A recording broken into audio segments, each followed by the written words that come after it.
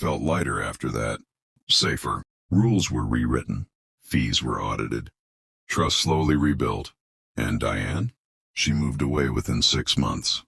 No farewell. No apology. Just silence. Weeks later, my daughter said something I'll never forget. "I used to think adults were always right," she said. "Now I know some people just pretend to be in charge." She learned her voice mattered. So did everyone else. And this wasn't the end. Because what happened in our neighborhood is happening everywhere. HOAs, committees, power structures. All it takes is silence to let abuse grow. And all it takes is one moment of courage to stop it. The knock that didn't come from neighbors. 2 weeks after the HOA meeting, the knock on Diane's door wasn't from a resident. It was official. A uniform, a clipboard, and a request she could no longer ignore. The police department had reopened the incident. False reporting is not a misunderstanding. It's a crime. And when a minor is involved, it's treated seriously. Very seriously. The report that couldn't be buried. What Diane didn't realize when she made that call was that every detail had been recorded. The time, the accusation, the language she used. She didn't say, "I'm concerned." She said, "I believe a child is being abducted." That single sentence changed everything. Because concern is protected. False accusation is not.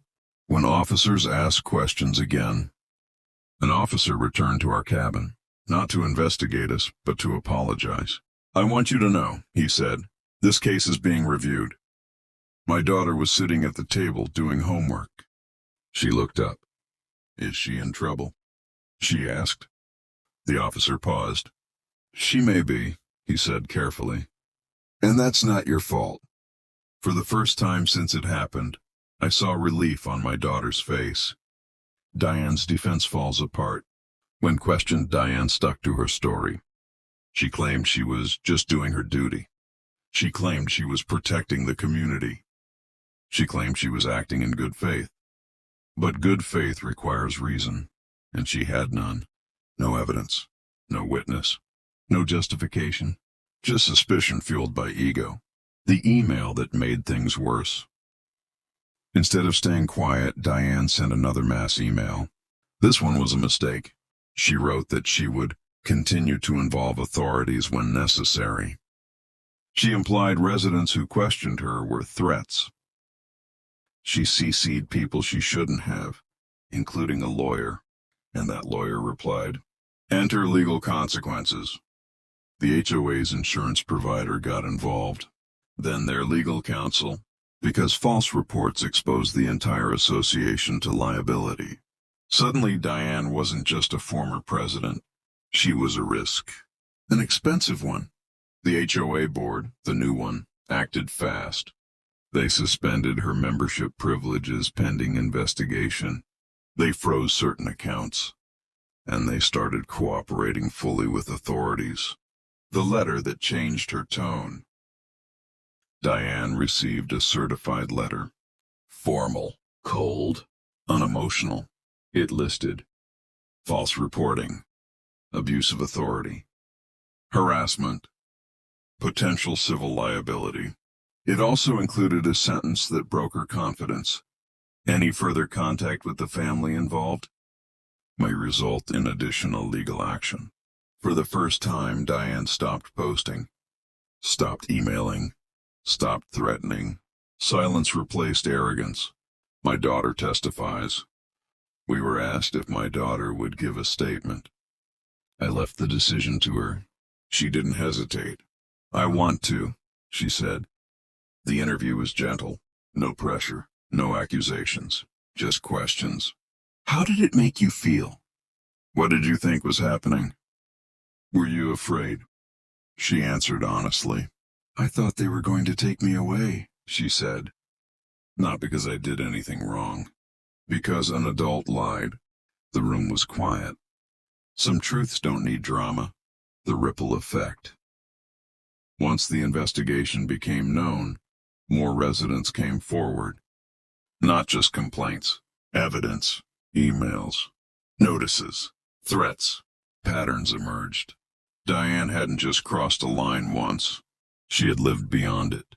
System forced to respond. The county stepped in. They reviewed the HOA's structure. They reviewed its authority. They issued guidance and warnings. New rules were mandated. Clear complaint procedures. No direct authority over law enforcement. Mandatory transparency. Oversight mechanisms. The HOA was put on notice, and the community felt it. Diane tries to play the victim. A month later, Diane tried one last move. She claimed harassment. She claimed defamation. She claimed stress. But when asked for proof, there was none. No threats, no lies, just consequences. And consequences don't care how loudly you protest. The call that closed the case. We received a final call. The officer's tone was calm. "The case has been resolved," he said. "No charges will be pursued at this time." My heart sank for a second. Then he continued. "But the false report is officially documented, and any repeat behavior will carry serious penalties. It wasn't revenge. It was accountability. And sometimes that's enough." What justice really looks like. Justice isn't always loud. Sometimes it's quiet. It's records. It's boundaries. It's power being removed from the wrong hands. Diane lost what she valued most: control. My daughter's question. That night my daughter asked, "Why did she do it?" I thought for a long time. "Because she thought rules made her important," I said. "And she forgot people matter more." She nodded. "I won't forget that," she said. The calm after the storm. The lake returned to silence. Not the fragile kind, the peaceful kind, the kind earned through truth. And one part still remains, because while the law stepped in, the healing wasn't finished yet. The community still needed closure, and the lesson still needed to be spoken out loud. When the noise finally faded, weeks passed. No police cars, no warning notices, no angry emails. For the first time in years, the neighborhood felt like a neighborhood again.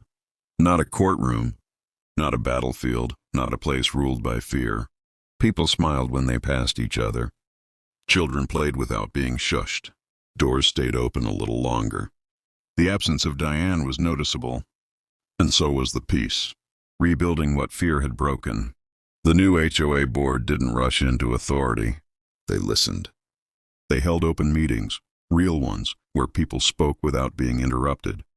Rules were rewritten in plain language. Fines were reviewed and refunded where abuse was proven. Transparency replaced intimidation, and slowly trust returned. The cabin revisited. One evening, my daughter and I sat on the porch of the lake cabin again. The same place, the same water, but not the same feeling. She leaned back and said, "It doesn't feel heavy anymore." She was right. That cabin had been a target once. Now it was a reminder, a lesson she will carry forever. She told me something that night. "I learned that being quiet doesn't keep you safe," she said. "It just makes it easier for the wrong people to be loud." I smiled, because she had learned something many adults never do. Where Diane went. People asked. I never did. All I knew was that she sold her house quietly. No goodbye post. No explanation. Power had been her identity. Without it, she disappeared. And that somehow felt fitting. The neighborhood changed. Not because one woman left, but because many people spoke. They learned. Authority must be questioned. Rules need accountability. Silence protects abusers, not peace. The HOA became what it was supposed to be.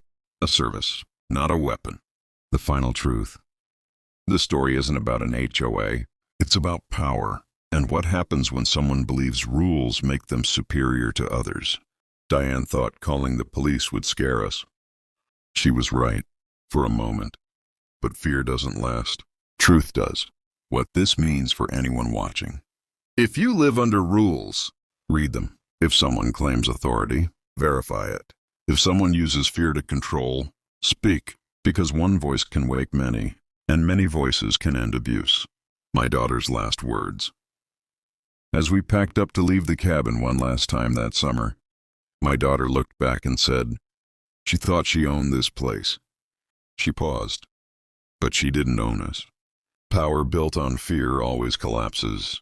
But truth, spoken once, never goes away.